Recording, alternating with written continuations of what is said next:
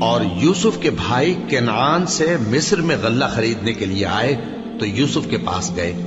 تو یوسف نے ان کو پہچان لیا اور وہ ان کو نہ پہچان سکے۔ اور جب یوسف نے ان کے لیے ان کا سامان تیار کر دیا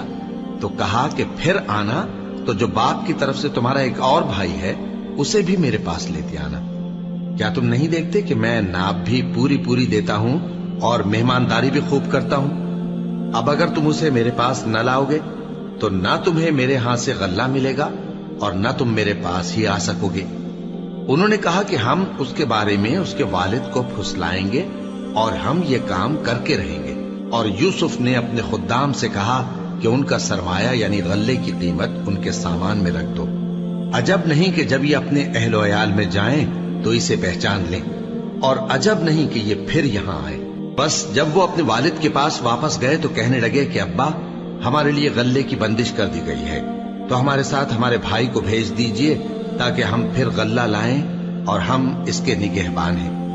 یعقوب نے کہا کہ میں اس کے بارے میں تمہارا اعتبار نہیں کرتا،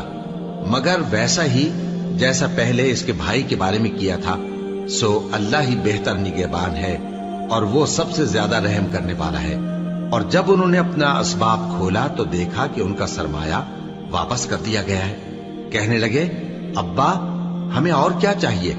دیکھیے یہ ہماری پونجی بھی ہمیں واپس کر دی گئی ہے، اور ہم اپنے اہل و عیال کے لیے پھر غلہ لائیں گے اور اپنے بھائی کی نگہبانی کریں گے، اور ایک بار شتر زیادہ لائیں گے کہ یہ غلہ جو ہم لائے ہیں تھوڑا ہے۔ یعقوب نے کہا کہ جب تک تم اللہ کا عہد نہ دو کہ اس کو میرے پاس صحیح و سالم لے آؤ گے، میں اسے ہرگز تمہارے ساتھ نہیں بھیجنے کا، مگر یہ کہ تم گھیر لیے جاؤ یعنی بے بس ہو جاؤ تو مجبوری ہے۔ پس جب انہوں نے والد کو اپنا قول دیا تو یعقوب نے کہا کہ جو قول و قرار ہم کر رہے ہیں اس کا اللہ ضامن ہے، اور فرمایا کہ اے میرے بیٹو، ایک ہی دروازے سے داخل نہ ہونا بلکہ جدا جدا دروازوں سے داخل ہونا، اور میں اللہ کی تقدیر کو تو تم سے روک نہیں سکتا۔ بے شک حکم اللہ ہی کا ہے، میں اسی پر بھروسہ رکھتا ہوں،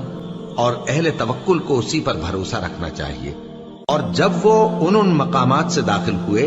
جہاں جہاں سے داخل ہونے کے لیے ان کے والد نے ان سے کہا تھا، تو وہ تدبیر اللہ کے حکم کو ذرا بھی ٹال نہیں سکتی تھی۔ ہاں، وہ یعقوب کے دل کی خواہش تھی جو انہوں نے پوری کی تھی، اور بے شک وہ صاحب علم تھے، کیونکہ ہم نے ان کو علم سکھایا تھا، لیکن اکثر لوگ نہیں جانتے۔ اور جب وہ لوگ یوسف کے پاس پہنچے تو یوسف نے اپنے حقیقی بھائی کو اپنے پاس جگہ دی اور کہا کہ میں تمہارا بھائی ہوں، تو جو سلوک یہ ہمارے ساتھ کرتے رہے ہیں اس پر افسوس نہ کرنا،